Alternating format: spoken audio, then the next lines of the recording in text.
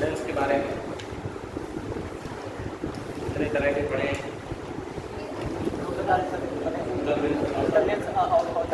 सामान्यतः 2 प्रकार के हैं।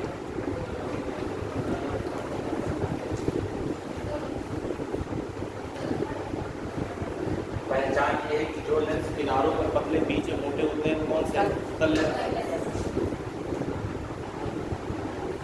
कॉन्वेक्स। जो किनारों पर मोटे बीच में पतले होते हैं वो है कॉन्वेक्स।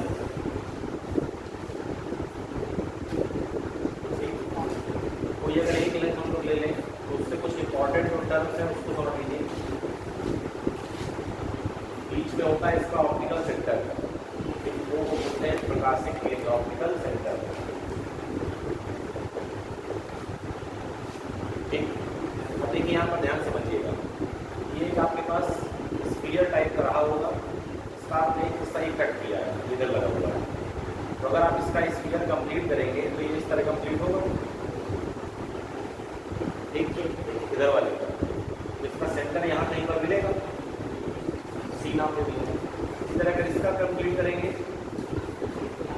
यहाँ कहीं पर मिलेगा सेंटर, इसका नाम दे दिया, इसका नाम दे दिया क्लियर है। तो इसको C1 कहते हैं, उसको क्या कहते हैं C2। ये कोई रूल नहीं है, कुछ लोग इसको C1 कुछ लोग इसको C2 कहते हैं। बेसिकली ये कि जब इधर से चलते हैं लेफ्ट से तो पहले ये वाला सर्फेस पड़ता है और इस वाले सर्फेस का सेंटर ये है, इसलिए इसका नाम C1, इसका नाम C2। क्लियर है। अगर 2 सर्फेस है तो फोकस भी कितने होते हैं? 2। फोकस कहाँ मिलता है? ऑप्टिकल सेंटर और इसके बीच में। अब देखिए हम लोग जो पढ़ते हैं जितने भी लेंस, उसमें एक एजम्पशन चलता है कि जो लेंस है हमारा वो बहुत पतला है, इस तरह का पतला लेंस लेने का मतलब ये कि जो ये डिस्टेंस है ये वाली, ये नेग्लिजिबल है, ये किसी काम की नहीं है। क्लियर है। तो बेसिकली हम लोग डिस्टेंस कहाँ से मेजर करते हैं? यहाँ से। करनी यहाँ से चाहिए, करनी कहाँ से? ऑप्टिकल सेंटर से। लेकिन ये डिस्टेंस को हम लोग क्या मानते हैं? बहुत कम। डिस्टेंस कहाँ से कैलकुलेट करते हैं? यहाँ से। बेसिकली यहाँ से और इसके बीच की जो डिस्टेंस का आधा है, हाफ, वहाँ पर कहीं क्या मिलता है? फोकस। क्या मिलता है वहाँ पर? C1 है इधर F1 मान लीजिए, इधर C2 है, इधर क्या मान लीजिए F2। तो F है वो O और C के कहाँ होता है? बिल्कुल मिड में, बीचों बीच। ऑप्टिकल सेंटर C2 C1 को जो मिलाने वाली लाइन है इसको बोलते हैं प्रिंसिपल एक्सिस। क्या बोलते हैं इसको? Principal axis. F1 और F2 क्या है? फोकस। बेसिकली F1 है आपका प्राइमरी फोकस, ये है आपका सेकेंडरी फोकस। लेफ्ट हैंड में जो भी डिस्टेंस आप कैलकुलेट करते हैं लेफ्ट साइड में वो सब नेगेटिव होती है, राइट में जो भी कैलकुलेट करते हैं वो सब क्या होती है? पॉजिटिव होती है। क्लियर है। दूसरी चीज याद रखिएगा, जो आपका क्या है? कॉन्वेक्स लेंस है, इसकी जो फोकल लेंथ है वो हमेशा क्या होती है? पॉजिटिव। तो केवल कॉन्वेक्स बस मत याद रखिए, कॉन्वेक्स नाम से जो भी होगा, कॉन्वेक्स मिरर की फोकल लेंथ क्या है? पॉजिटिव। कॉनकेव, चाहे मिरर हो चाहे क्या हो, लेंस, चाहे लेंस हो चाहे क्या हो, मिरर, फोकल लेंथ क्या होती है? क्या होती है? नेगेटिव। क्लियर है। अब इसके बाद आप जानते हैं कि लेंस फॉर्मूला 1/2 - 1/u = 1/, क्या होता है? ठीक, मिरर में यहीं पर क्या आ जाता है? प्लस आ जाता है। उसके बाद एक इसमें फॉर्मूला होता है मीडियन मैग्नीफिकेशन का, इसका फॉर्मूला होता है P/Q, या दूसरा फॉर्मूला होता है I/, P आप जानते होंगे पोजीशन ऑफ इमेज, प्रतिबिंब की स्थिति, Q पोजीशन ऑफ ऑब्जेक्ट, वस्तु की स्थिति, I प्रतिबिंब का आकार और वो क्या है? वस्तु का आकार। कुछ तो याद होगा हल्का फुल्का, ठीक है ना? हाँ, नहीं बात है। अब इसके बाद देखिए हम लोग को बेसिकली जो इसका एप्लीकेशन पढ़ना है वो पढ़ना है कि इसका और इसका यूज जो की आंखों में दिक्कत आती है, दूर का देखना, पास का देखना, उसमें यूज कैसे करते हैं इसको। क्लियर है। तो बेसिकली मैं पहले बताया था जो फिजिक्स पढ़नी है वो अप्लाइड फिजिक्स टाइप में पढ़नी है। इसका क्या यूज है? इसका क्या यूज है? तो इसका यूज क्या है? इस लेंस को कहाँ यूज करते हैं? जितने चश्मा वाले हैं पहले इनसे बात हो जाए 2 मिनट। सही वाला है चश्मा, फैंसी तो नहीं है, टेस्टेड है, कितनी पावर है? तो ऐसे ही है 0.25 मतलब कुछ नहीं, पॉजिटिव भी नेगेटिव होगा। हर मालूम है, लाने से बता रही हूँ। माइनस में पावर है, प्लस में ये कैसे पता नहीं है? ये हाल है, बताओ। हाँ,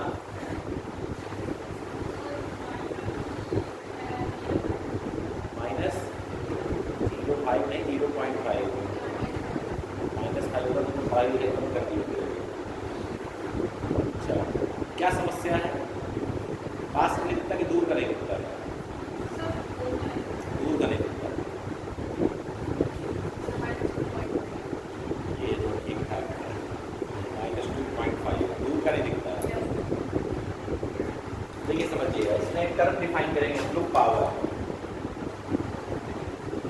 2.5 के आगे क्या लगाते हैं? केवल 2.5।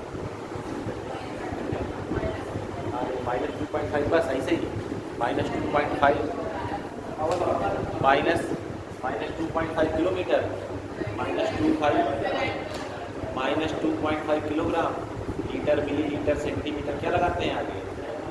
डायोप्टर। पावर का देखिए फॉर्मूला होता है 1/f, ठीक है। लेकिन एक कंडीशन है, कि जो f है वो किसमें होना चाहिए? मीटर में। अगर ऐसा होता है तो जो पावर आएगी वो किसमें आएगी? डायोप्टर। किसमें आएगी पावर? ये डायोप्टर। तो पावर जो कि हमेशा हम लोग डायोप्टर में ही कैलकुलेट करते हैं, जो भी आपको डॉक्टर प्रिस्क्राइब करते हैं। देखिए ध्यान समझिएगा, अगर कॉनकेव लेंस है तो फोकल लेंथ निगेटिव रखोगे तो पावर की क्या आ जाएगी? निगेटिव। जितने लोग हैं ये सब क्या लगाए हैं? कॉनकेव लगाए हैं, समझ रहे हैं। अगर कोई पॉजिटिव पावर का लेंस लगाए, कोई पूछे कौन सा लेंस है, तुरंत समझ जाइए पावर पॉजिटिव है, इसका मतलब फोकल लेंथ क्या रही होगी? पॉजिटिव। फोकल लेंथ पॉजिटिव किसकी होती है? कॉन्वेक्स की। इसका मतलब कौन सा लेंस लगाए? बात समझ रहे हैं। अब जरा इनकी पावर पे आ जाइए। अगर f की वैल्यू निकालनी हो तो कितनी आएगी? 1/p। क्लियर है? चलो 1/p पावर है 2.5, माइनस का समझ गए हम लोग, कॉनकेव है। इसको जरा सॉल्व करिए, कितना आएगा? यहाँ से डेसिमल हटेगा, यहाँ 0, ठीक है ना। 1 मिनट रुक जाओ जरा इसको। हाँ, मीटर में आने वाला है, समझिएगा ध्यान से। इस मीटर को सेंटीमीटर में कन्वर्ट कर लेंगे, सेंटीमीटर समझने में आसान रहता है, तो 100 से क्या करते हैं? मल्टीप्लाई। अब इसको सॉल्व कर लीजिए, यहाँ से हटाएंगे इसको, यहाँ से ये 4 × 40 सेंटीमीटर आएगा। इसका मतलब ये है कि इनको 40 सेंटीमीटर के पीछे का नहीं दिखता है, इनको 40 सेंटीमीटर के सबसे बढ़िया दिखता है। तो जो इन्होंने लेंस लगाया हुआ है वो लेंस करता ये है कि जो इमेज बना रहा है उसमें से बोर्ड बहुत दूर है, 40 सेंटीमीटर से दूर होगा। 40 सेंटीमीटर सोचो 15 सेंटीमीटर की स्केल आती है, समझ आएगी नहीं? 3 बार स्केल को वहाँ से दूर करो, मतलब ये समझो कि ये 15, 30, 35 सेंटीमीटर की तो इमेज ही है। इसका मतलब इनको इसके बाद दिक्कत होने लगेगी दिखने में। कहाँ तक का दिख रहा है इनको? 40 सेंटीमीटर का। तो करता क्या है, ये बोर्ड को उठा के कहाँ ले आ रहा है? पास में ले आ रहा है। बोर्ड की जो इमेज है, ऑब्जेक्ट यही है, इस बोर्ड को उठाया और उसकी इमेज बना दी कहाँ? 40 सेंटीमीटर, 40 सेंटीमीटर यहाँ से 40 सेंटीमीटर। समझ रहे? करता क्या है, इसको उठाया कहाँ ले आया? आगे। कभी किसी का चश्मा लगा के देखिए, इसका चश्मा टेस्टेड हो। बात समझ रहे हैं? क्या करना है? दूर का नहीं दिख रहा, कहाँ का नहीं दिख रहा? दूर का नहीं दिख रहा, तो इसको कहाँ बनाना है? पास का दिखता है, इसका मतलब इसको उठा के कहाँ ले गए? आंखों के पास में। क्लियर है? अब समझिए ध्यान से, ये सब चीज़ें ढंग से पढ़ ली जाए ना, तो जब आप चश्मा टेस्ट कराने जाते हैं उसके पास, उसको भी इतना नहीं मालूम रहता है, वो केवल इतना करता है अब अच्छा दिख रहा है कि अब अच्छा दिख रहा है, एक हटाता जाता है कि लगाता जाता है, हटाता जाता है लगाता जाता है। अच्छा, एक चीज़ और समझिएगा, जो पावर होती है लेंस की वो डायरेक्टली ऐड हो जाती है। इसीलिए आपने देखा होगा कि वो लोग बार बार लेंस बदलते नहीं है। अगर आप कभी टेस्ट कराने जाएंगे, एक उसमें सॉकेट में एक लेंस रखा, मान लीजिए एक डायोप्टर का रखा, समझिएगा उसको ध्यान से। अब मान लीजिए आपको तो थोड़ा और दिक्कत है, तो वो करता क्या, इसको बढ़ाना है तो ये नहीं कि वो उसको हटाएगा फिर 1.5 का रखेगा, वो 1 रखे रहता है, उसके बदल कर 0.5 का एक और लगा देता है। और दिक्कत है तो उसी के आगे एक और लगा देता है, क्योंकि पावर डायरेक्टली ऐड हो जाता है। मान लीजिए एक ग्लास आपने 1.5 का लिया, एक 0.5 के लिए, दोनों का मिला के 2 हो गया, तो उसको 2 को अलग से निकालने की जरूरत नहीं कि पहले उसको बार बार निकाल रहा है, दूसरा लगा रहा है। जोड़ता उसी में ऐड करता, शुरुआत करता है 0.25 से, उसी में ऐड करते हुए आगे बढ़ जाते हैं। तो अब देखिए इतना तो यहाँ से क्लियर हो गया कि कॉनकेव लेंस का यूज कहाँ करना है? जब दूर करना दिखाई दे, सीधी सी बात है। जब पास में दिखाई देगा तो उसका यूज करेंगे कॉन्वेक्स का। क्लियर है? बीमारी का नाम क्या है और आखिर समस्या आती कहाँ है, इसको जरा एक बार और समझ लेते हैं।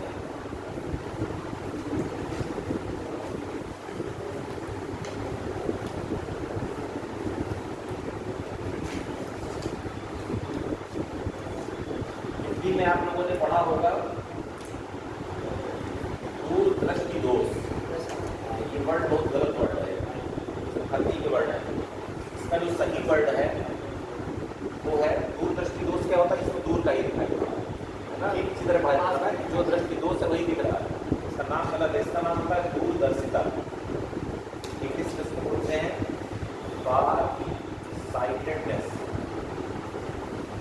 भ्रम फैलाता है ये नाम। दूरदृष्टि दोष भी है और दूर का दिख भी रहा है। सही नाम क्या है? दूरदर्शिता। दूर का दिख रहा है। कहाँ पर नहीं दिख रहा? पास में नहीं दिख रहा। पास में क्यों नहीं दिख रहा है? उसके पीछे समस्या क्या है उसको समझते हैं। क्लियर है? तो देखिए होता क्या है, यहाँ पर आपकी क्या होती है? आँख होती है हमारी, ठीक है। यहाँ पीछे क्या होती है? रेटिना। इमेज कहाँ बनती है? यही पर, ठीक है ना। बनाता कौन है? यहाँ पर एक लेंस लगा रहता है। कौन सा लेंस? कॉन्वेक्स। अब मैं बायो का नहीं, मुझे कोई आइडिया नहीं आँख बनाइए क्या बनाया, केवल टर्म याद रखिए। ये कॉन्वेक्स लेंस है और यहाँ पर आपकी रेटिना होती है। ये है। अब पास का दिखने में समस्या ये है कि मान लीजिए यहाँ से जो लाइट रेज आ रही है, कॉन्वेक्स लेंस का मतलब समझते हैं। कॉन्वेक्स का दूसरा नाम होता है कन्वर्जिंग लेंस। क्या नाम होता है? Converging lens. कन्वर्जिंग लेंस का मतलब जितनी ढेर सारी लाइट रेज बनती है इसको सब तो एक पॉइंट पे ले आता है। कि जब एक पॉइंट पे लाएगा तो क्या बनेगी? इमेज बनेगी। इसीलिए आँख में कॉन्वेक्स ही लगा है, कॉन्केव नहीं लगा। अब अगर ऐसा हो जाए, ये जो लेंस है ये आपकी जो इमेज है वो कहाँ बना दे? इसमें पीछे। कहाँ बनाए? इसके पीछे। मान लीजिए एक लाइट में यहाँ गई, दूसरी लाइट में यहाँ से, एक लाइट में ऐसे आई, दूसरी लाइट में ऐसे आई, यहाँ दोनों में। ये है आपकी दूरदर्शिता, मतलब पास का नहीं दिख रहा है। इसमें समझ रहे हैं? दूर का दिखाई देगा, पास का नहीं दिख रहा है। पास क्यों नहीं दिख रहा है? क्योंकि जो पास में यहाँ पर नहीं पर जो ऑब्जेक्ट रखी हुई है, यहाँ पर जो कोई क्या रखी हुई है? ऑब्जेक्ट रखी हुई है, उसकी जो इमेज है वो कहाँ बन रही है? रेटिना के पीछे। कहाँ बन रही है? रेटिना के पीछे। क्यों पीछे बन रही है? क्योंकि जितना इसको कन्वर्ज करना चाहिए था, अगर थोड़ा इसको और सिमोड़ देता अपनी तरफ तो ये यहाँ आके मिल जाता। इसमें थोड़ा दूर से करिए तो हमें क्या करना है? हमें एक ऐसा लेंस चाहिए जिसको क्या करें? और कन्वर्ज करें। तो हम करते क्या है? इस लेंस के आगे एक कॉन्वेक्स लेंस लगा देते हैं। तो जब लाइट यहाँ से आती है तो हल्का से यही मोड़ देता है पहले। जब यहाँ से मुड़ने के बाद ये इसमें पहुँचती है तो फिर भी आराम से यहाँ पर क्या बना देती है? तो आपको ऑब्जेक्ट देते हैं। फिर इसमें टर्म केवल ये याद रखते हैं आपको कि जब पास का नहीं दिख रहा है तो इसका मतलब है इमेज पीछे बन रही है। जब पास का नहीं दिख रहा है तो इसका मतलब इमेज कहाँ बन रही है? पीछे बन रही है। जब दूर का नहीं दिखता है तो इमेज पहले बन जाती है। इमेज कहाँ बन जाती है? पहले बन जाती है। समझ में इसका जाएगा तो प्रयास करता हूँ साफ सुथरा बन जाए, हालांकि रिपीट नहीं है तो गलती है। तो एक तो हाई स्कूल में आर्ट नहीं थी और उसके बाद बायो नहीं थी।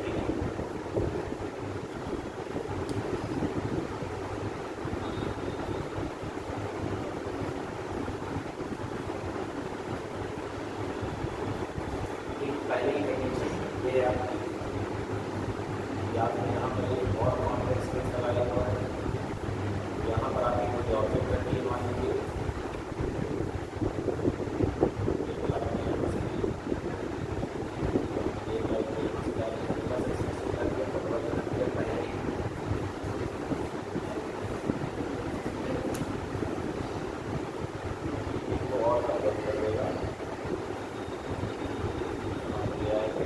केवल ये आपके समझने के लिए इसकी प्रॉपर्टी बनाने का प्रयास करेगा तो फिर भी दृष्टि होगी। आप आ जाइए, ठीक है। ये आपकी आंखों वाला लेंस है, हालांकि अभी तक नहीं आ रही।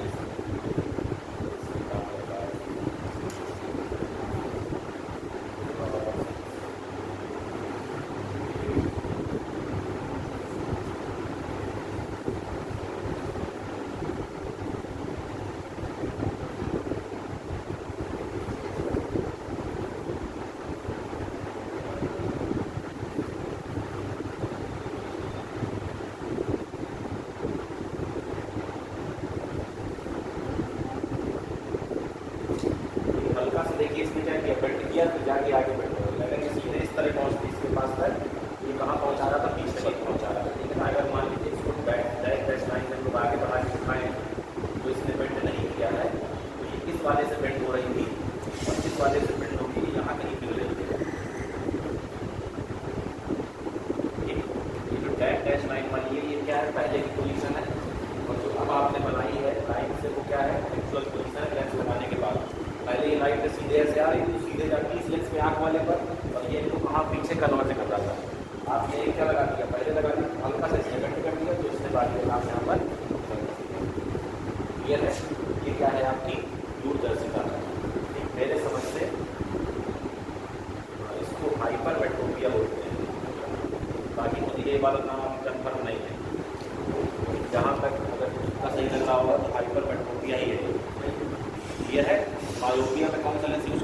कॉन्केव और हाइपरमेट्रोपिया में कॉन्वेक्स। बात समझ आ रही है? दूसरे में समस्या क्या आने वाली है? दूसरे में समस्या ये आने वाली है कि जो दूर की ऑब्जेक्ट्स है, तो क्या है आपकी दूर की ऑब्जेक्ट्स है, यहाँ पर आपका लेंस लगा हुआ है। अब यहाँ पर मान लीजिए कोई बहुत दूर ऑब्जेक्ट रखी हुई है, तो यहाँ से जब आपकी क्या है लाइट से निकल के आ रही है, इनको पहले ही कन्वर्ट कर रहा है, यहीं पर क्या बना ले रहा है, जबकि रेटिना कहाँ पर है, यहाँ पर। तो आपको करना क्या पड़ेगा? आपको करना ये पड़ेगा कि यहाँ पर आप रास्ते में लगाएंगे कॉन्केव लेंस। कॉन्केव लेंस को बोलते हैं डाइवर्जिंग लेंस, डाइवर्ज कर देना। ये जब लाइट में यहाँ पर आएंगी ये वाली, तो ये इनको हल्का सा क्या कर देगा, बेंड कर देगा, बाहर कर देगा बेंड। ये अब यहाँ इस तरह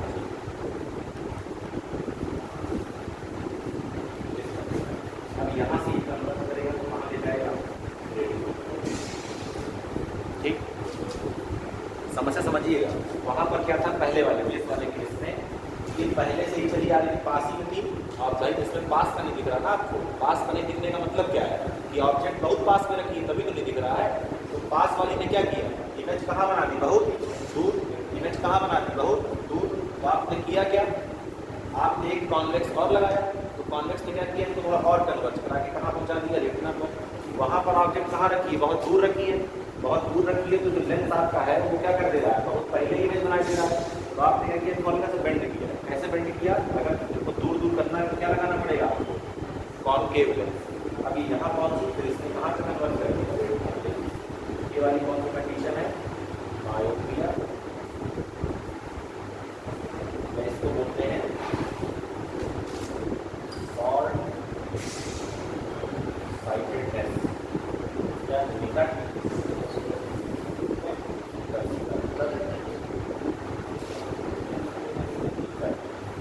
मतलब कहाँ का दिख रहा है, पास का दिख रहा है, दूर का नहीं दिख रहा। तो जब दूर का ना दिखे तो किसका यूज करते हैं, कॉन्केव का। जब पास का ना दिखे किसका यूज करते हैं, कॉन्वेक्स का। उम्र बढ़ने के साथ समस्या आती है कि दोनों का नहीं दिखाई देने लगता, तो हम लोग बाईफोकल लेंस यूज करते हैं। कौन सा लेंस यूज करते हैं, बाईफोकल। आपने देखा होगा घर वालों में आपके लोग होंगे, चश्मे में यहाँ पे हल्का से चांद टाइप का स्पॉट बना रहता है। चांद टाइप का स्पॉट होता है वो कॉन्वेक्स होता है, बाकी का ग्लास होता है वो कॉन्केव होता है। क्योंकि पढ़ते समय आप आके नीचे कर लेते हैं, उस नीचे वाले पोर्शन से देखते हैं। जब कुछ पढ़ रहे हैं तो इसका मतलब पास की चीज़ देख रहे हैं, इसका यूज़ कर लिया कॉन्वेक्स का। जब दूर का देखना है तो आंखें सीधी है। इस लेंस के बाद जो इसका अपडेटेड मॉडल आया है बाईफोकल के बाद, उसको बोलते हैं प्रोग्रेसिव लेंस। क्या बोलते हैं, प्रोग्रेसिव। प्रोग्रेसिव लेंस में बाउंड्री नहीं दिखा करती, कहाँ पर कॉन्केव है कहाँ पर कॉन्वेक्स है, प्लेन ग्लास की तरह दिखा करता है। बाईफोकल में समस्या ये आती थी, अगर जल्दी जल्दी आपने ऊपर नीचे देखा सिस्टम डिस्टर्ब हो जाता है थोड़ी देर के लिए। जल्दी से जो लेंस की जो पावर है वो एडजस्ट नहीं कर पाती थी आपकी आँख। अभी 1 सेकंड नीचे देगा फिर ऊपर देगा, फिर नीचे देगा फिर ऊपर देगा, कभी कॉन्वेक्स कभी कॉन्केव, कभी कॉन्वेक्स कभी कॉन्केव। ये समस्या को दूर करने के लिए फिर जो नए लेंस आए उसको बोलते हैं प्रोग्रेसिव लेंस। उसमें बाउंड्री नहीं होती, तुरंत अपने आप एडजस्ट हो जाते हैं। समझ रहे हैं? अब आजकल फोटोक्रोमेटिक लेंस आने लगे, एक ही में दोनों का काम हो जाता है। उसमें जाएंगे तो काला हो जाएगा, तो सन ग्लास बन जाएगा, नॉर्मली जाएंगे तो वाई ग्लास बन जाएगा। इस तरह की मतलब इसमें ऑप्टिक्स में इस तरह की टेक्नोलॉजी आगे बढ़ रही है, जिससे काफ़ी आराम है। तो वो चीज़ें समझ में आ गई हैं। दूर का केवल इस तरह से रटिए मत कि इसमें ये होता है, उसको केवल कॉमन सेंस लगाइए। अगर आप चश्मा यूज़ करते हैं तो आपसे गलती कभी होनी ना चाहिए कि आपको अगर मालूम है कि मैं माइनस पावर का चश्मा यूज़ कर रहा हूँ, तो मतलब मैं कौन सा लगाए हुए हैं, कॉन्केव लगाए हुए हैं। कॉन्केव में क्यों लगाए हुए हैं, क्योंकि उनका दिखाई नहीं देता है। तो इसका मतलब अगर दूर का नहीं दिखाई दे रहा है, समझ रहे कि नहीं, तो इसका मतलब मुझे कौन सा लेंस यूज़ करना चाहिए, कॉन्केव यूज़ करना चाहिए। अगर पास का नहीं दिख रहा है तो मुझे कॉन्वेक्स यूज़ करना चाहिए। ये तो इसको पॉइंट वाइज आप लिख लेंगे।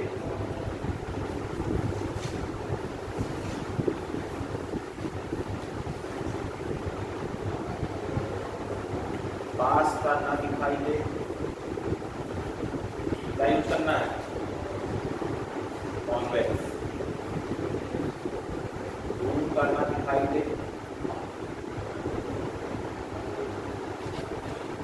तो कॉन्वेक्स। ये है कि पॉजिटिव पावर देगा और कितना देगा, क्लियर है। उससे आप पता कर सकते हैं कि इनको कहाँ का दिख रहा है, कहाँ का नहीं दिख रहा है। समझ रहे हैं ना?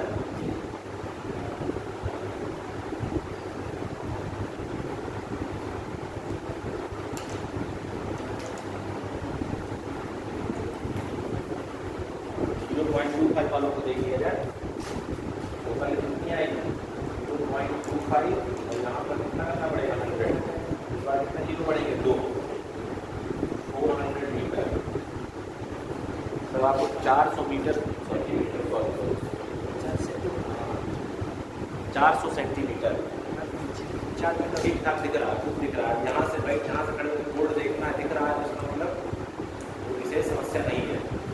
आप कभी भी टेस्ट कराने जाएंगे आंखों के लिए हमेशा 0.5 निकल ही आएगा, क्योंकि सीधी सी बात है यार, मान लीजिए 18, 19, 20, 21 साल में कुछ तो आंखें डिस्टर्ब हुई होंगी, 18, 19, 20 सालों में कुछ तो आँख खराब हुई होगी। तो जब वो 0.25 लगाता है बहुत साफ दिखने लगता है, समझ रहे कि नहीं? 0.25 तो नेचुरल है, उसमें कोई समस्या नहीं है। मैं भी जो लगाया 0.25 है, लगा इसलिए लेना चाहिए ताकि आगे चल के समस्या ना आए। हम लोग तो प्रोटेक्शन के लगाते हैं, एक चीज़ होती है बहुत नुकसान करती है आपको। जब आप इस तरह पढ़ते और लिखते हैं तो आपका बहुत जोर पड़ता है। समझो कि तुम अपनी कॉपी है इस तरह पढ़ोगे, इस तरह आंखों के सामने रख के क्या पोजीशन होगी आपको, तो ये इसलिए है। चलिए अब चलते हैं आगे हम लोग माइक्रोस्कोप और टेलीस्कोप पर।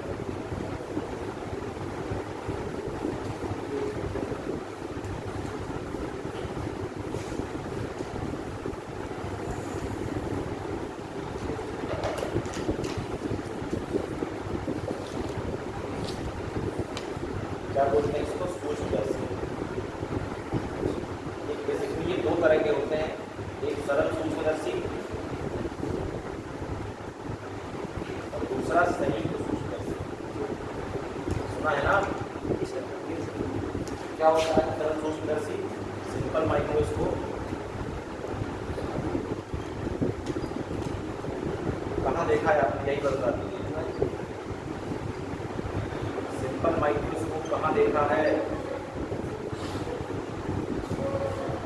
कभी देखा है सिंपल माइक्रोस्कोप?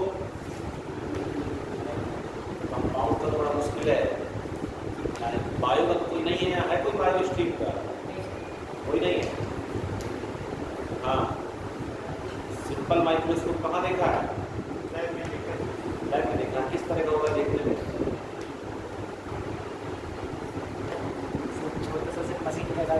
सिंपल नहीं है, सिंपल मतलब सिंपल साधारण।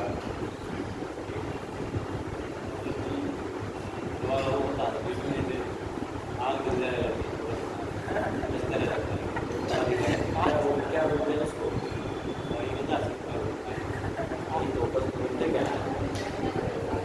जिस दुकान जाओगे तो क्या बताओ उससे, जिससे आग लग जाती है वो दे दो, मिट्टी का तेल न दे देगा।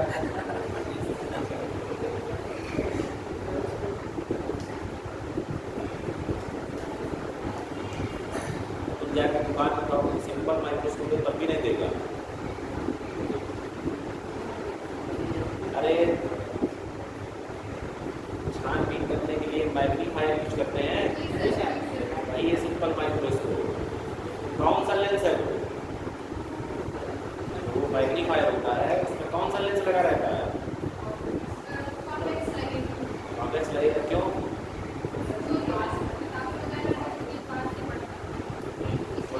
नहीं दिखाई देते हैं तो उसके लिए किस तरह यूज करते हैं? मैग्नीफायर। उन लोगों ने किया कभी नहीं किया, मैग्नीफायर से आग लगाई है कि नहीं लगाई है? लगती है तुम्हारा हो जाता कागज। सीधी सी बात है, आग तब लगेगी जब वो क्या करेगा, कन्वर्ज करेगा।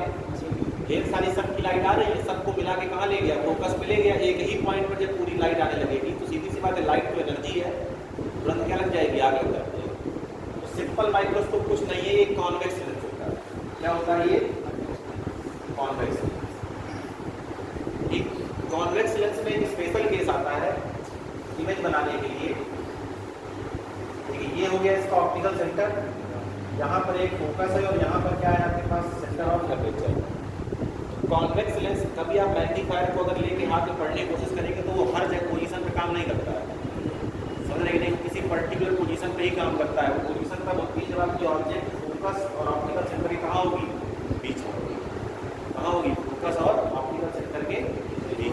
बात समझ रहे हैं कि नहीं समझ रहे हैं? इसी पोजीशन में जो कॉन्वेक्स लेंस होता है वो सीधी और बड़ी इमेज बनाता है। कैसी इमेज बनाता है? सीधी और बड़ी। इसके अलावा जितने भी केसेस हैं, कॉन्वेक्स लेंस हमेशा इन्वर्टेड इमेज बनाता है।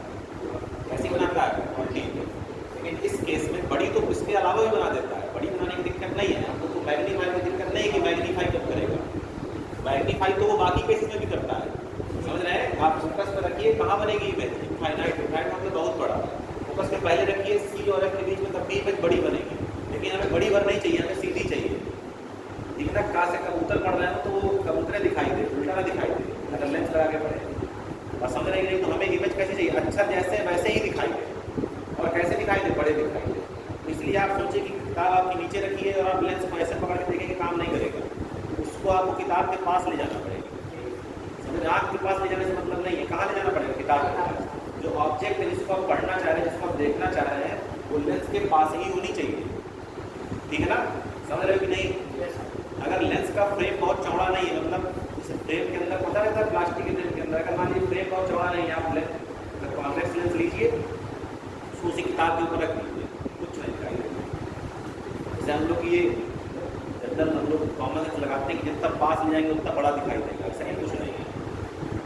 मान लीजिए आप इतना पास ले गए कि आप सीधा उसको लेंस से टच करा दिए, तो सिस्टम खत्म हो गया ना। इन दोनों के बीच में रहना है, दूर करते करते फोकस पे भी ले जाना है। इसलिए वो हर बार आप नहीं सोचेंगे कि पीछे किताब रखी, मैं ऐसे लगा के देखूँ तो नहीं दिखाई देगा। उसको कहाँ ले जाना पड़ता है? इसके पास। क्लियर है? तो सिंपल माइक्रोस्कोप कुछ नहीं है, क्या है? Convex lens.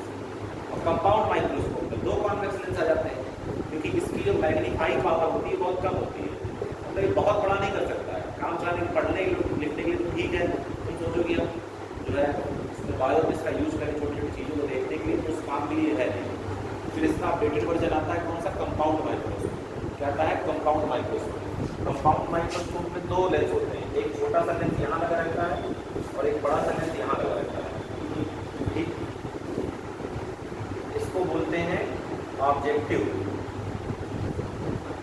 हिंदी में बोलते हैं अभिदृश्य। ऑब्जेक्टिव नाम इसलिए पड़ा है क्योंकि ये ऑब्जेक्ट के पास रहता है। इसको बोलते हैं आई पीस। क्या बोलते हैं इसको? नेत्रिका। क्योंकि ये कहाँ रहता है? आँख के पास। हम लोग यहाँ से देख रहे होते हैं इस तरफ से। क्लियर है? अब इसके बाद देखिए होता क्या है। एक बार इमेज कौन बनाता है? ये बनाता है।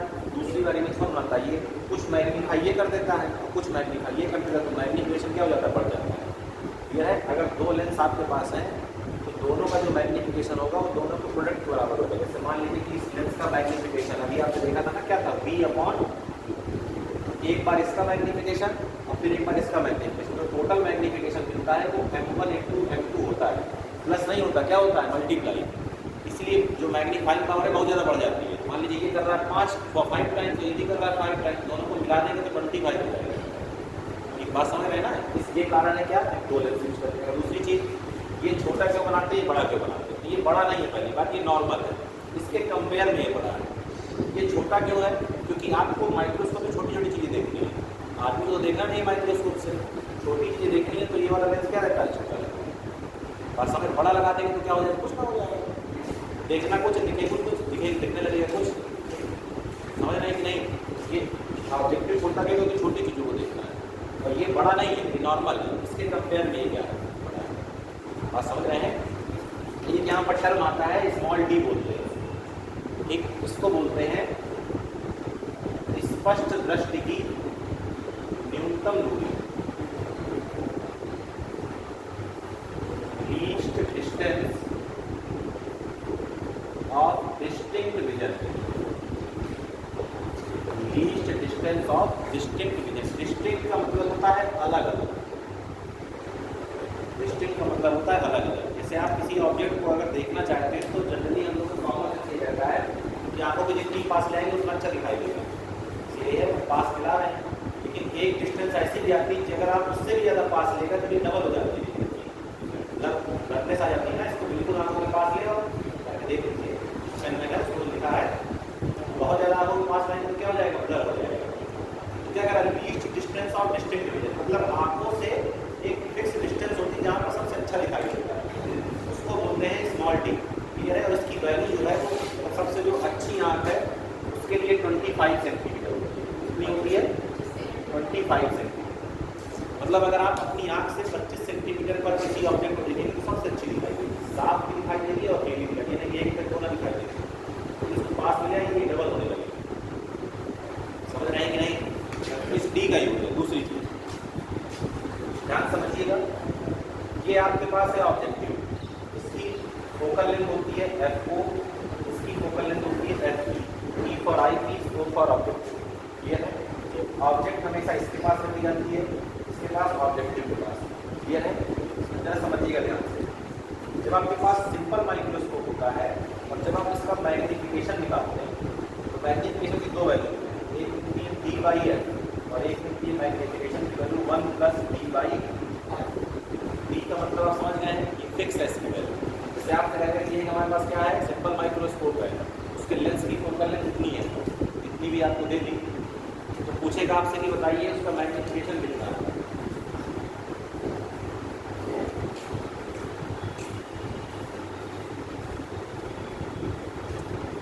स्टूडेंट है सर, पढ़ने आए हैं? जी सर।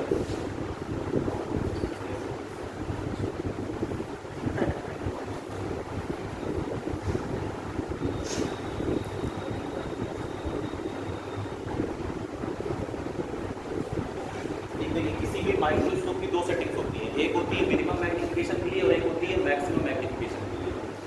मिनिमम मैग्निफिकेशन कितना मिलता है? डी बाई एफ, और मैक्सिमम कितना मिलता है? 1 plus D by F. D की वैल्यू आपको हमेशा मालूम है, 25 सेंटीमीटर है। फोकल लेंथ आपको देगा, क्या निकाल लेंगे आप? मैग्निफिकेशन। फोकल लेंथ देगा, क्या निकाल लेंगे? क्वेश्चन में ये बताया करता है कि हम किस तरह का मैग्निफिकेशन चाह रहे हैं। देखो मैक्सिमम मैग्निफिकेशन का फायदा ये है कि आपको सबसे ज़्यादा मैग्निफिकेशन मिलेगा, लेकिन उसका एक नुकसान है। मैक्सिमम मैग्निफिकेशन को तब मिल सकता है जब हम अपनी इमेज को कहाँ बना लें? 25 सेंटीमीटर। अब सोचो किसी ऑब्जेक्ट जैसे मैं वहाँ दूर देख रहा हूँ, आंखें रिलैक्स, लेकिन अब मैं किसी को इस तरह देखूँ तो आंखों पर जोर पड़ेगा कि नहीं पड़ेगा? तो ये मैग्निफिकेशन मैक्सिमम तो है, लेकिन इसमें आंखें क्या हो जाती है? डिस्टर्ब हो जाती है। स्ट्रेन्ड मैग्निफिकेशन, इसको स्ट्रेन्ड आई का केस बोलते हैं, आंखों में तनाव बहुत पड़ता है। और ये क्या है? Minimum magnification. जब इमेज कहाँ दूर बन गई तो बड़ी हो जाएगी, लेकिन बनेगी कहाँ भाई? बड़ी हो के दो कंडीशन है, एक बार बड़ी इमेज को बनाना है 25 सेंटीमीटर पर, एक बार बड़ी इमेज को थोड़ा दूर बनाना है। दूर बना के देखेंगे तो आंखों पर जोर नहीं पड़ेगा, 25 सेंटीमीटर पर देखेंगे तो आंखों पर जोर पड़ेगा। मैग्नीफाई तो होगी ही होगी। ये फॉर्मूला किसका है? Minimum magnification. और ये किसका है? Maximum magnification. जब ध्यान से देखिएगा, आपको फॉर्मूला एक ही याद करना है, यही फॉर्मूला यहाँ भी सेट हो जाएगा। इसमें कंपाउंड करना क्या है? जैसे मान लीजिए मिनिमम मैग्निफिकेशन लिखना है, ठीक, तो पहले आप लिख लीजिए मिनिमम में डी बाई एफ। क्लियर है? ध्यान समझिएगा, यहाँ पर केवल एक ही लेंस था, यहाँ पर ऑब्जेक्टिव और आई पीस अलग अलग तो थे नहीं, इसी लेंस से आप देख रहे थे, तो बेसिकली ये काम किसकी तरह कर रहा था? आई पीस की तरह काम कर रहा था, इसे तो देख रहे थे, तो समझ रहे हैं एक ही है। तो ध्यान दीजिएगा डी बाई एफ और यहाँ नीचे ई लगा लेते हैं, ठीक है? ये हो गया इसकी कहानी। अब यहाँ पर एक लेंस तो है नहीं, लेंस कितने हैं? दो। लेंस कितने हैं? दो। ये है ऑब्जेक्टिव लेंस। क्लियर है? तो आप जब जाना है कि अगर दो लेंस होंगे हमारे पास, दोनों का मैग्निफिकेशन मल्टीप्लाई हो जाएगा। इसका मैग्निफिकेशन नॉर्मल लेंस की तरह कितना होता है? बी बाई, लेंस का मैग्निफिकेशन कितना होता है?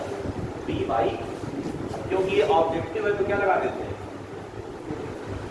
ये क्या बन गया? Minimum magnification. फिर क्या बनाना है? Maximum magnification. तो फिर यहाँ 1 plus D by F E. Clear है? और यहाँ पर क्या जाएगा? पीओ अपॉन, मतलब इसका मैग्निफिकेशन और इसका मैग्निफिकेशन दोनों क्या हो गए? मल्टीप्लाई हो गए। तो ये फॉर्मूला किसके लिए है? Magnification of microscope. कौन वाला? कंपाउंड। ये है मैग्निफिकेशन ऑफ इसका माइक्रोस्कोप का सिंपल वाला। ध्यान दीजिएगा, सिंपल माइक्रोस्कोप में ऑब्जेक्ट को हमेशा कहाँ रखना है? फोकस और ऑप्टिकल सेंटर के बीच। समझ में आ रही है नहीं? फोकस और ऑप्टिकल सेंटर के बीच। एक बात क्लियर है? क्या नाम है आपका? किस चीज़ की तैयारी कर रहे हैं? अभी तक एग्जाम दिया है? किस ईयर में? कुछ अंदाजा?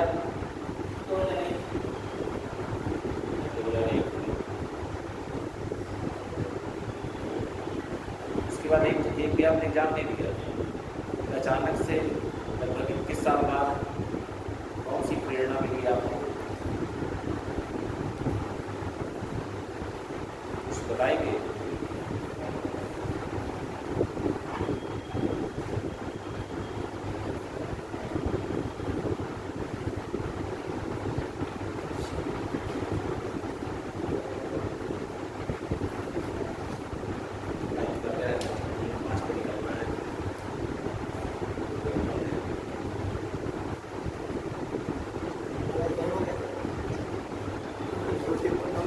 जाना है ना, तो काम है यार, ये समस्या है।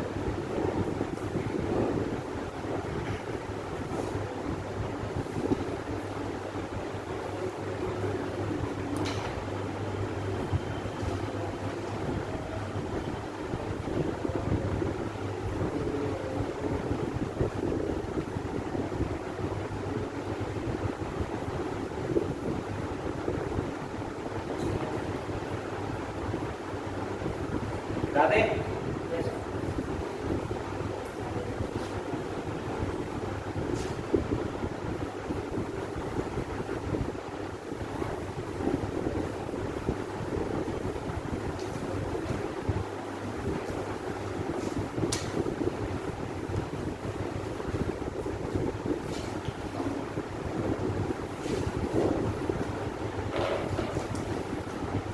कब आता है डेली स्कूल?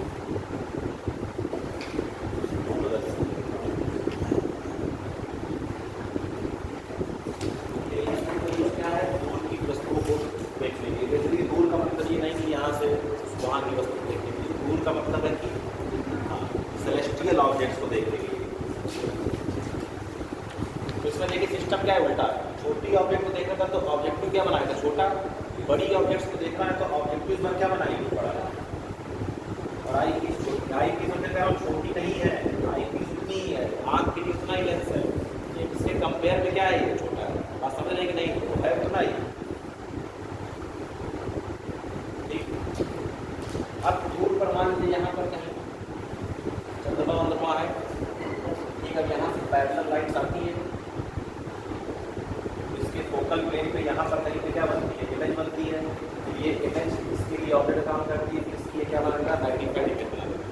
ठीक है, अब इसमें आपके मतलब की बात जो लिखनी है, इसकी फोकल लेंथ FO होगी और इसकी फोकल लेंथ क्या होगी FE होगी। तो इसके भी दो मैग्नीफिकेशन है, मिनिमम और क्या है मैक्सिमम। इसमें जो मिनिमम मैग्नीफिकेशन होता है वो होता है FO/FE और सिंपल फॉर्मूला है FO/FE। और जो मैक्सिमम मैग्नीफिकेशन होता है वो होता है FO/FE 1 + FE/2। अगर बाई चांस इसमें क्वेश्चन पूछेगा तो इस फॉर्मूले में कभी नहीं पूछता, हमेशा इसी फॉर्मूले। एक फॉर्मूला इसमें और हम लोग को याद रखना पड़ता है, लेंथ ऑफ टेलीस्कोप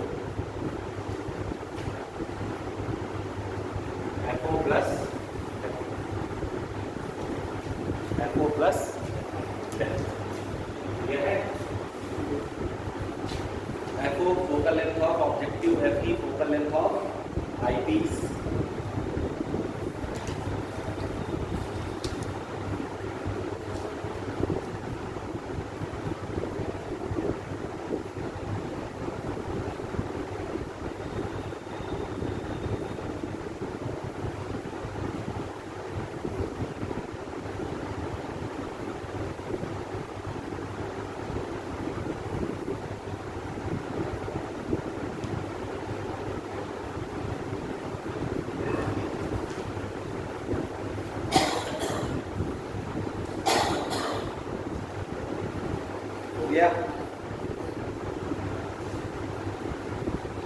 देखिए ऑप्टिक्स में जितना हो सकता था समय के हिसाब से, वैसे समय उस हिसाब से समय बहुत ज़्यादा लग गया।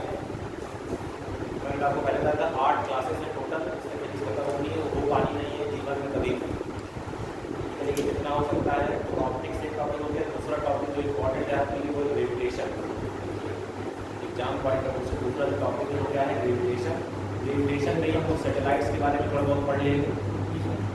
जो सैटेलाइट्स हम लोग इसमें भेज रहे हैं, जो भी भेजते हैं, कहाँ पर जाती है, किस ऑर्बिट में रहती है, उस दुनिया में जो भी है टेक्नोलॉजी वाला थोड़ा बहुत पोर्शन। तो मैं ग्रेविटेशन स्टार्ट कर देता हूँ।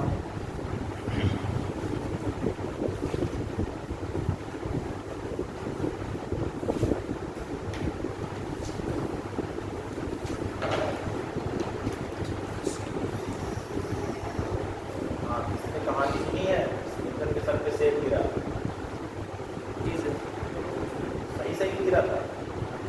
सर टाइम भी बातें बताते हो हम आगे से देखा नहीं है। जी जो बताते हैं उसमें क्या तुम्हें लगता है, कॉन्फिडेंस आप ऐसा ही बोलते हैं? जी सर। गिरा होगा। अच्छा, ये बढ़िया है। तो न्यूटन की ऑब्जर्वेशन क्या थी कि आखिर क्यों से नीचे ही गिर रहा है, क्यों नहीं ऊपर चला जा रहा है? इसका मतलब है कुछ ना कुछ तो यहाँ पर कहानी है, और उस कहानी को बाद में उसने, अब आप लोग 9th 10th और 11th के स्टूडेंट नहीं है कि आप लोग बहुत ज़्यादा उसमें ब्रीफिंग दी जाए। बेसिक क्वेश्चन समझिए। न्यूटन ने कहा कि कोई भी दो ऑब्जेक्ट्स होंगे वो एक दूसरे को क्या करेंगे, अट्रैक्ट करेंगे।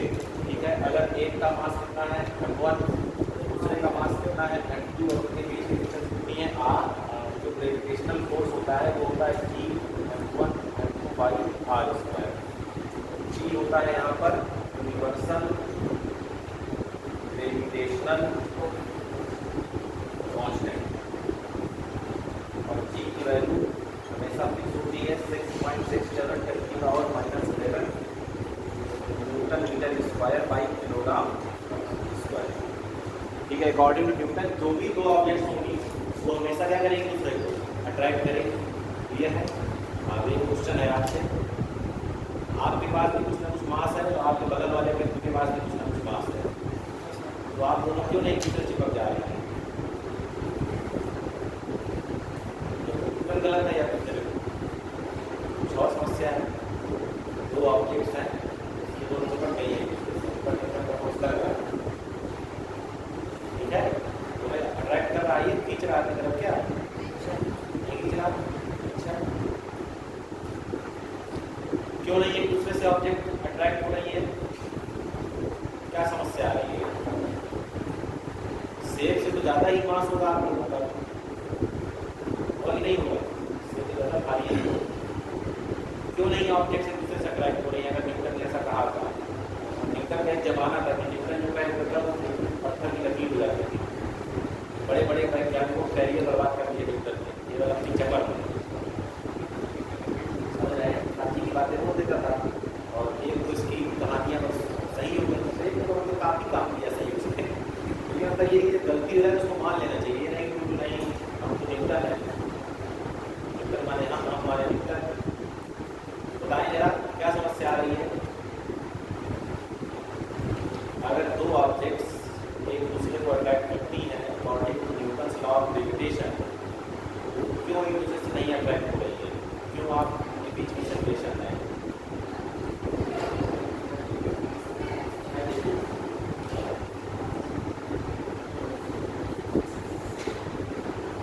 सर क्षैतिज हुई है और सर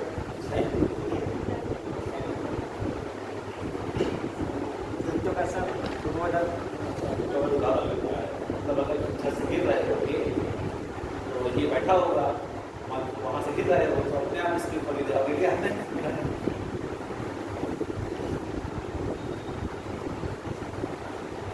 क्या है समस्या?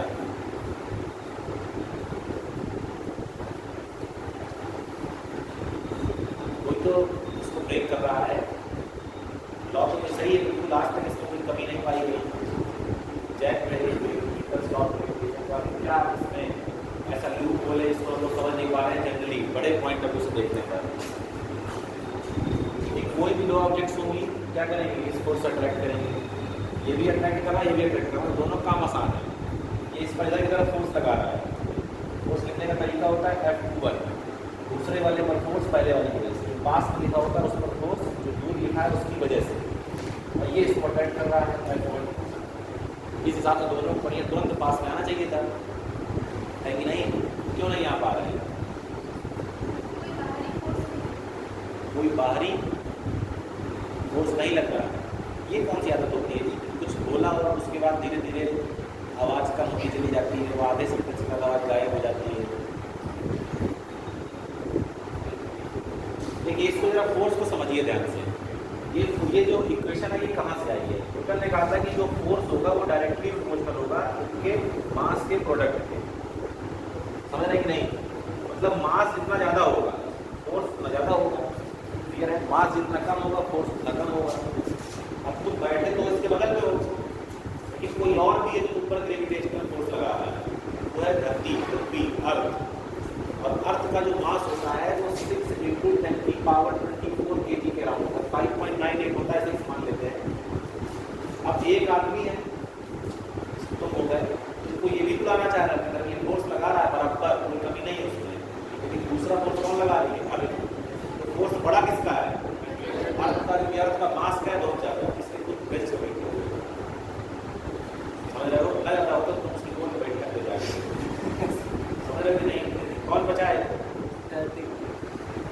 ये बचाए, समस्या हो जाएगी, खास समझ नहीं सकता पाएगी नहीं, क्योंकि अर्थ का मास बहुत ज़्यादा है। तो आपको पहले अर्थ ट्रैक करे ले रही है, अर्थ करिए बैठ चुप बजा बेंच में, समझ रहे कि नहीं? दूसरे वाले का मास 50 किलोग्राम होगा, 60 किलोग्राम होगा, यहाँ तो जीरो की गिनती नहीं है कितने किलोग्राम है। इसलिए दो बॉडीज जो नॉर्मल हैं अर्थ पे हैं वो एक दूसरे से अट्रैक्ट नहीं होती है, क्योंकि अर्थ का अट्रैक्शन फोर्स इतना ज़्यादा है कि तो पहले अर्थ की बात मानती है, बात में किसी और बात समझ रहे हैं? इसके बाद इसमें एक टॉपिक हम लोग को पढ़ना होता है जिसको बोलते हैं ग्रेविटेशनल टाइम। नाम जरा ग्रेविटेशनल 3-5 हो गया, बहुत 3-5 कर रहे हो। ग्रेविटेशनल एक्सेलरेशन, स्मॉल जी सब लोग जानते होंगे, जिस वैल्यू भी सबने सुनी होगी 9.8 और कुछ लोग 10 मान लेते हैं, उसमें कोई समस्या नहीं है। ठीक है जी, आप कहाँ से ना जरा समझिएगा। मान लीजिए ये अर्थ है, ठीक, ये अर्थ का सेंटर है और अर्थ का मास m है, मास ऑफ अर्थ, क्लियर है? और अर्थ की रेडियस है मान लीजिए कितनी r की, ठीक। यहाँ पर मान लीजिए आप खड़े हैं, क्या नाम है तुम्हारा? नाम अमन माने ए। तो ये है कोई मिस्टर ए जिनका मास कितना है ma, क्लियर है? अर्थ और इनके बीच की जो डिस्टेंस है वो कितनी है? यहाँ पर जो डिस्टेंस लेते हैं ना, दोनों ऑब्जेक्ट्स के सेंटर से लेते हैं, यहाँ से सेंटर से, ठीक है? इन दोनों के बीच में फोर्स कितना लगेगा?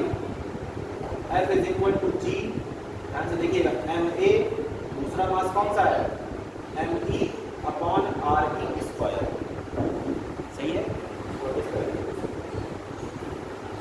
me फिर ma/re², सही है? हमारा नाम क्या है? विनोद। mv, यहाँ से भी रेडियस आ रही होगी। हम लोग मान के चल रहे हैं कि अर्थ परफेक्ट स्फीयर है, हालांकि ऐसा नहीं है, डिस्टेंस चेंज होती रहती है, ठीक है? पोल्स पर कुछ इक्वेटर में कुछ जियोग्राफी पड़ा होगा, लेकिन हम लोग अपनी कैलकुलेशन के लिए मान लेते हैं कि क्या ये ऑलमोस्ट परफेक्ट स्फीयर है। ये डिस्टेंस क्या है? सेम है। इस पर फोर्स कितना लगाएगी यार? जी, अर्थ का मास, इसका मास और re², क्लियर है? ये जो आप अपना वेट कैलकुलेट करते हैं ना, मास यहीं से निकल के आता है, ठीक है ना? कैसे निकल के आता है वो भी बताऊंगा कभी। हाँ, नाम नहीं गड़बड़ हो जाएगा, ये हो जाएगा, हाँ mn हो जाएगा, हाँ रुक जाएगा, और महिला मोर्चा भी हो जाए, हाँ ये सब ये वाले हैं क्या? ये नहीं, हाँ। इस पर अर्थ कितना फोर्स लगाएगी? G me mk/r²। तीनों फॉर्मूले में देखिए एक चीज सिमिलर है, ये जो टर्म लिखा है,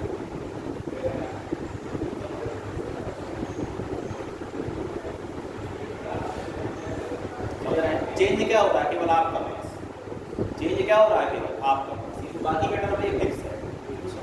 अगर मान लो अर्थ ना होती, मून होता, तो मून का मास आ जाता और मून की रेडियस आ जाती। मान लो जुपिटर होता तो जुपिटर का मास आ जाता, आपका मास तो वही रहेगा ना, या इसका मास आता जुपिटर का, जुपिटर की रेडियस। यानी कि ये जो कहानी लिखी हुई है, ये कहानी एक कांस्टेंट है। कहाँ के लिए कांस्टेंट है? किसी एक पर्टिकुलर प्लेनेट के लिए, या तो अर्थ के लिए, या तो जुपिटर के लिए, या तो मून के लिए, उसी को बोलते हैं स्मॉल। कितना फॉर्मूला होता है? G/re²। अगर आप यहाँ पर G की वैल्यू ये रख देंगे, मास ऑफ अर्थ ये रख देंगे, यहाँ पर 6 × 10⁻24 और अर्थ की रेडियस रख देंगे यहाँ पर, कितनी होती है? 6400 किलोमीटर। उसको मीटर में कन्वर्ट करके यहाँ रख देंगे तो G की वैल्यू 9.8 आ जाएगी, क्लियर है? यहाँ पर आप मास रख देंगे मून का और रेडियस रख देंगे मून की, तो मून के लिए G की वैल्यू आ जाएगी कि अर्थ से कितनी होती है? 6 टाइम्स कम, 1/6। बात समझ रहे हैं? ये क्या है आपका? Gravitational acceleration. आपका मास किसी प्लैनेट पे आपको कितना पता चल रहा है, ये केवल और केवल डिपेंड करता है स्मॉल जी पर। बात समझ रहे नहीं, स्मॉल जी की वैल्यू कम तो आपका जो वेट होता है वो क्या होता है, m × g। तो ये m तो कभी नहीं बदल रहा है। कहानी किसके पास है, g के पास। अरे तो जितना तुम्हें हाथ पाँव उतने ही रहेंगे ना, चाहे तुम यहाँ चले जाओ। तो कहानी कहाँ से आ रही है, यहाँ से आ रही है, जी से। तो हर प्लैनेट में ये जी अलग अलग है, इसलिए हर प्लैनेट पे आपका जो वेट है वो क्या है, अलग अलग है। आप मून पे जाके अपना वेट मेजर करेंगे तो आपको 1/6 मिलेगा। मतलब यहाँ अगर आप 60 kg हैं तो वहाँ पर आप कितने होंगे, 10 kg। तो आपका मास नहीं बदल रहा है, मास तो आपका वही है। नहीं तो पता है कि आप 2 हाथ किसी ने काट लिए चंद्रमा पे जाने के बाद में लौटा दिए। कहानी किसके पास है, जी के पास। जी का ग्रेविटेशनल एक्सलेशन कम क्यों है, क्योंकि जो जी है मतलब जो मून है उसका जी कम क्यों है, क्योंकि मून का मास कम है, मून की रेडियस कम है। मतलब रेडियस का फैक्टर कम है, मतलब रेडियस तो इनवर्सली प्रोपोर्शनल है ना, मून का मास कम होता है, इसलिए मून के जी का मान क्या होता है, कम होता है। किसी और आप प्लैनेट पे जाएंगे तो वहाँ मास और जाता है। अगर जैसे सन पे तो कोई जा नहीं सकता है, लेकिन सन का मास आपके मास से ज़्यादा होता है। तो सन पर जाने पर क्या होगा, जो जी की वैल्यू है वो क्या हो जाएगी, इंक्रीज हो जाएगी। आप समझ रहे हैं। तो जी किस पर डिपेंड करता है, जी हम तो कहते हैं ना कि जी कॉन्स्टेंट है 9%। तो कॉन्स्टेंट है कहाँ के लिए, अर्थ के लिए। अर्थ में हमेशा इसकी वैल्यू यही रहेगी, अर्थ में हमेशा इसकी वैल्यू यही रहेगी। हमेशा का मतलब ये है कि अब उस पर पोल्स और इक्वेटर पे कहानी थोड़ा चेंज हो जाती है, लेकिन नॉर्मली क्या है 9.8 अर्थ के लिए। किसी और प्लैनेट पे जाएंगे तो कुछ और वैल्यू मिलेगी, कहीं और जाएंगे कहीं और वैल्यू मिलेगी। चलता रहेगा। नेक्स्ट क्लास में फिर आगे बात करेंगे।